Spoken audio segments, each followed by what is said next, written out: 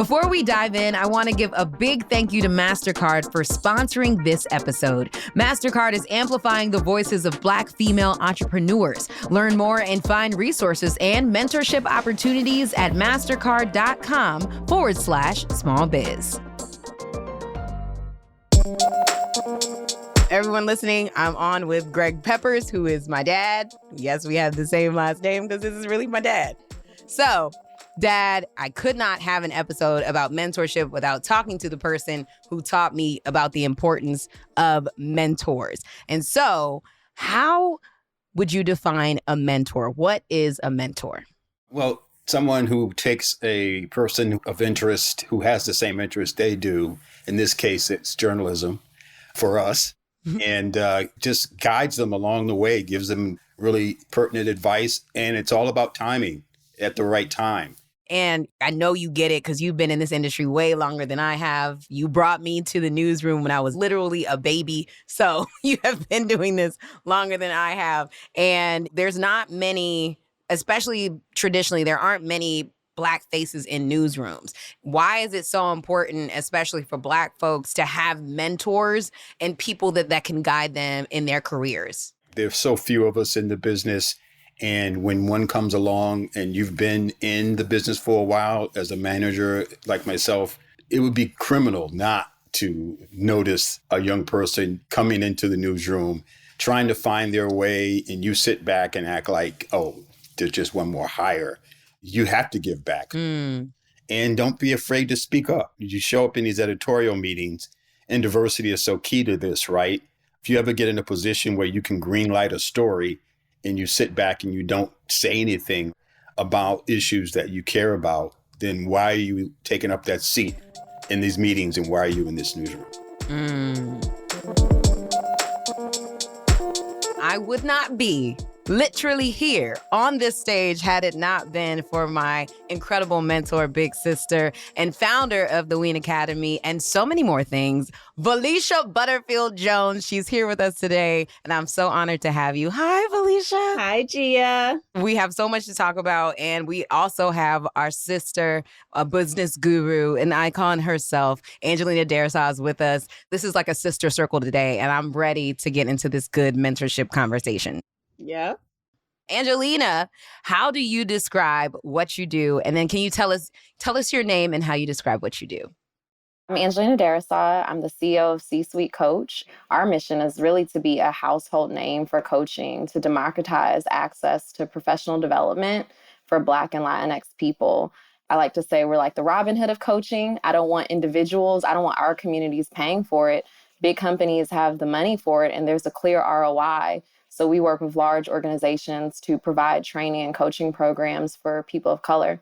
And Valeisha, you have done so much. You do so much. Tell us a little bit about who Valeisha Butterfield-Jones is. So my title is, I'm the co-president of the Recording Academy, home of the Grammys, and the co-founder of the Women in Entertainment Empowerment Network. And so that's the title, but more importantly, it's the mission that matters most. The best way to describe it is that I'm, quite frankly, aspiring to be one of the boldest leaders in the world.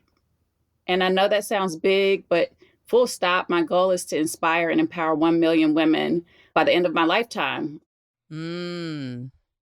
I've seen you through a lot of different positions, and at every single time, you have literally been the definition of lift as you climb. So tell me a little bit about why mentorship became important to you. Is there one specific story that really made you tap in and say, yo, if no one else does it, it has to be me? You know, I think the three of us share the same mission, which is exactly what you said, Gia, lift as we climb, but it's rooted in what we needed when we were girls, right? When I think of growing up in a small town in Wilson, North Carolina, in the 80s and 90s, having these bigger than life dreams that no one around me understood. I had no one to call.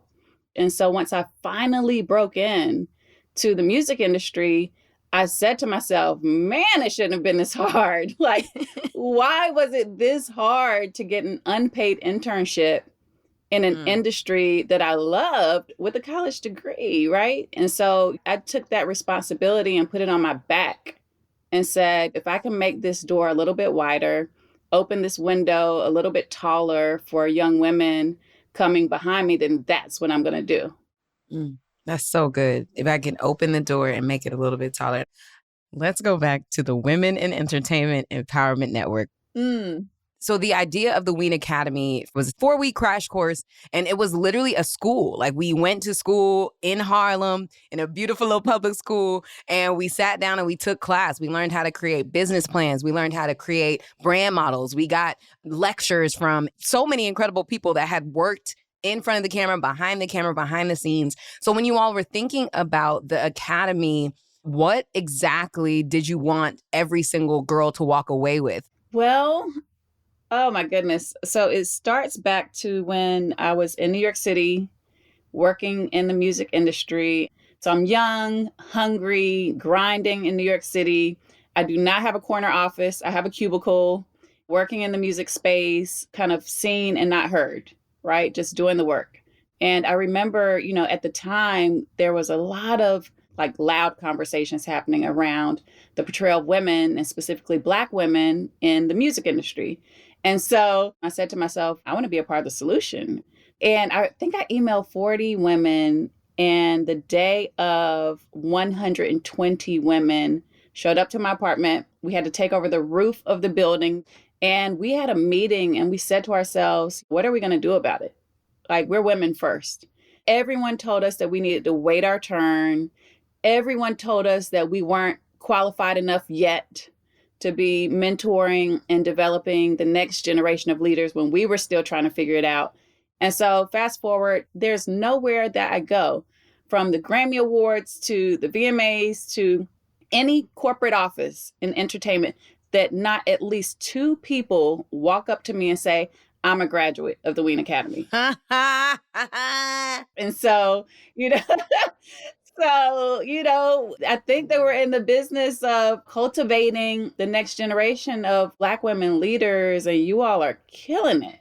We wanted you to go into these rooms as a boss, with or without the title, right? We wanted to make sure that you felt confident, you felt prepared, and you had the skin that you needed to be able to thrive when you weren't supported by the village of women that we provided through the program.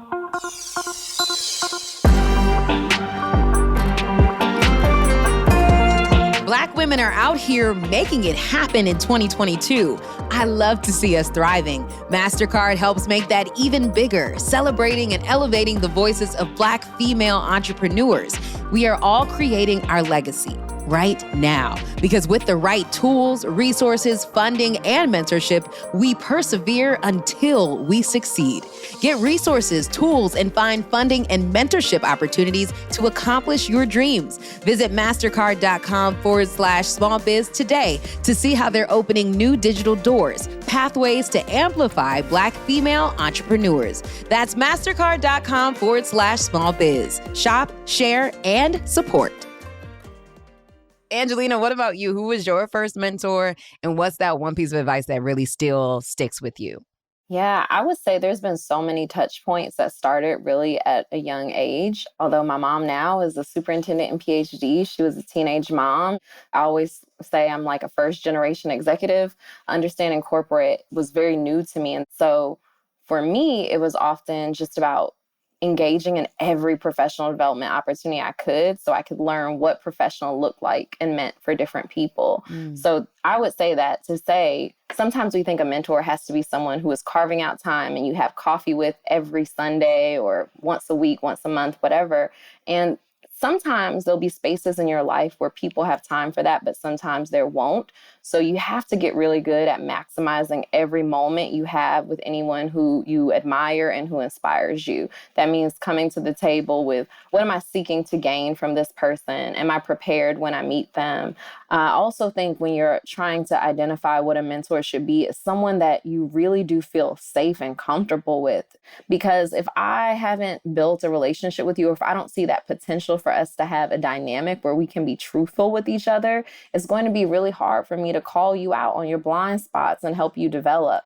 That safety net to have that real conversation is one of the keys, I think, to having a great mentorship relationship. How do you go about guiding people to find mentors? When people ask you, how do I even find a mentor? How do I start? I don't know anyone. Where do you point them first?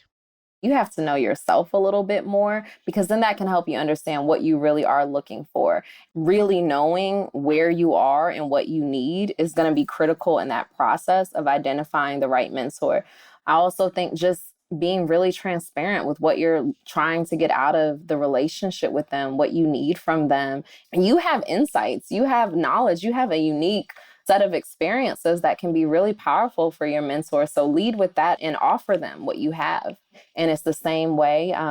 If I'm mentoring anyone, if I'm giving space to anyone, I want to make sure that I'm leaving them with more than what they came in with.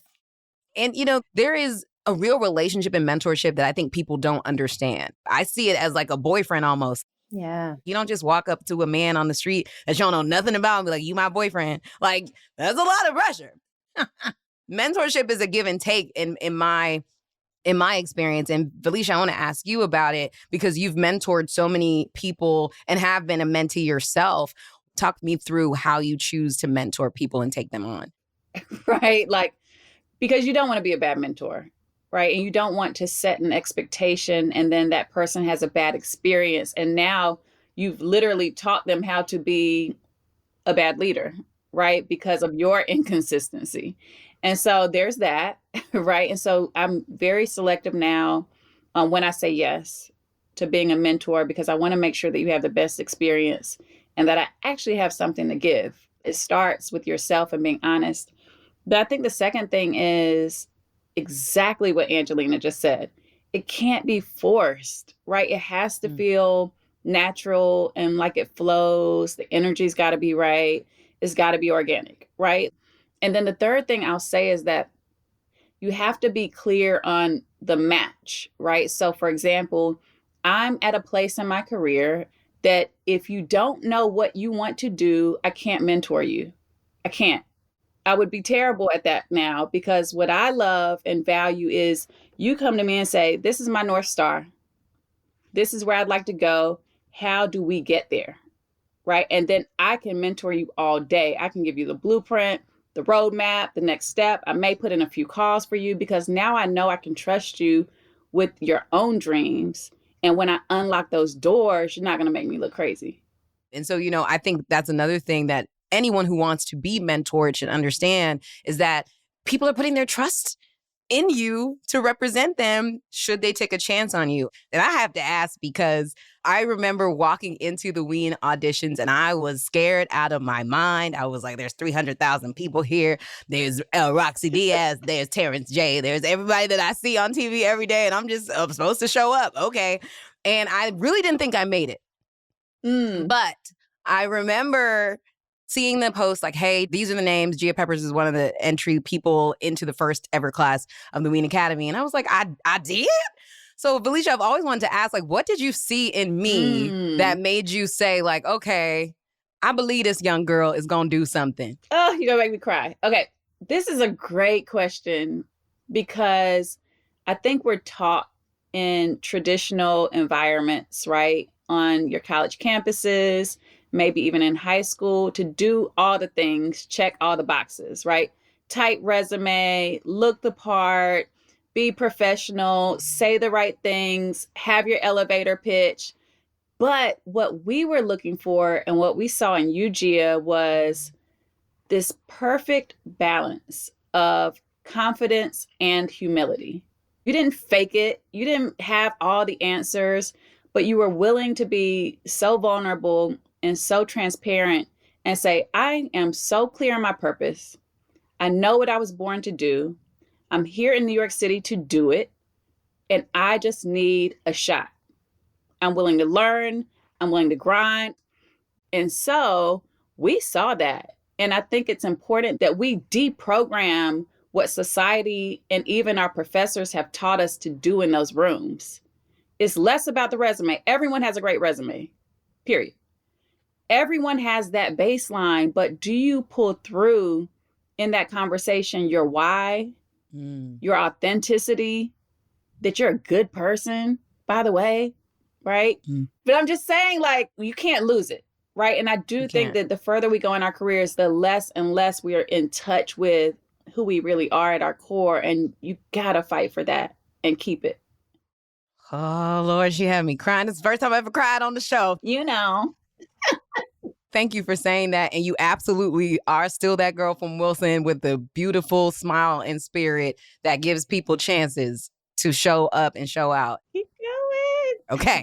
So this is a really important question that I wanted to ask, because I think a lot of times in our community, Black women especially, we're taught not to ask for help. And we're taught to go at it alone. We're taught to say, she's doing it, so I can't do it. She's doing this, so she'll never help me to do it.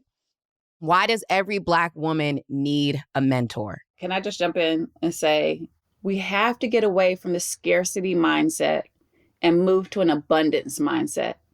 The scarcity mindset has taught us that we can't share ideas. The scarcity mindset has told us that we can't share mentors. The scarcity mindset has taught us, right, that if I have a job here, my friend can't have a job here because there isn't space for 2 Black women in here. An abundance mindset, right? Literally today, every single one of us can shift. It's a choice to an abundance mindset, which is there is enough room for all of us. In fact, there's more on the table when we do it together, right? And so when we move and shift to this abundance mindset, that there's enough to go around, right? We're stronger together and we have to lift as we climb. We can coexist. In fact, we have to collaborate. We're going to see all of us win. And so I think on the topic of mentorship, the beauty is that that's what we're seeing with Black women right now. And so my message is let's not stop. Let's keep our foot on the gas and turn up that volume, because we are winning. It's our season, but let's make it a lifetime. Yes, Angelina, please also, I need the word. Valeisha has me about ready to tear up too. Hello. There's so much here, and I'm really glad that you touched on mindset, because I also just think about how we grew up and how not so distantly we are removed from very difficult times and lack of opportunities. What ends up happening is that impacts how we see ourselves. What I think about in terms of why everyone needs a Valeisha in their life is because you, as a woman, as a Black woman, trying to navigate spaces that you know weren't designed for you and having to let go of so much learning that's been ingrained in you about what your value is and what your worth is, you need someone who is going to speak life into you, who is going to help you see that you are more than how you currently see yourself, and to keep pushing for that reimagination of what's possible for you. The last thing is, I think we should all raise our bar, like today, right? Angelina and I talk about this all the time. Go through the front door. We don't have to go through the back door for opportunities. Cold call.